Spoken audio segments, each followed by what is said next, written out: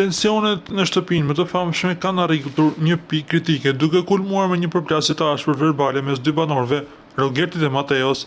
Debati i cili nisi si një provokim verbal degradoi shpejt në ofendime personale dhe familjare që tronditën jo vetëm banorët brenda shtëpisë, por edhe publikun jashtë saj. Gjithçka shpërtheu kur Rogerti, në përpjekje për të provokuar rivalin e tij, i drejtoi Mateos një pyetje tepër denigruese dhe fyese në lidhje me motrën e tij, duke kaluar çdo kufi etik dhe moral. Komenti i tij shkaktoi reagimin e menjëhershëm të Mateos, i cili u kthye i revoltuar dhe me tona të qarta, duke quajtur kundërshtarin qelbanik dhe duke akuzuar për provokim të ulët. Situata u tensionua aq shumë sa për disa momente u duk se përplasja do të përshkallëzohej në konfrontim fizik.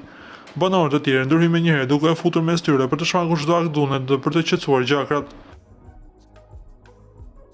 Ndërhyrja e tyre rezultoi vendimtare për të parandaluar një incident që mund të kishte pasojë serioze brenda formatit.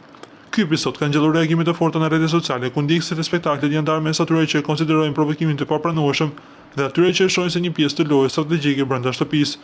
Por megjithatë, përfshirja e familjarëve në debata të tilla konsiderohet nga shumë kush si shkelje e rënde e etikës dhe e rregullave të pashkruara të bashkëjetesës. Tashmë vëmendja është përqendruar tek prajmi i ardhshëm, ku pritet që produksioni të marrë një qendrim lidhur me ngjarjen dhe të sqarojë nëse do të ketë masa disiplinore për gjuhën e përdorur.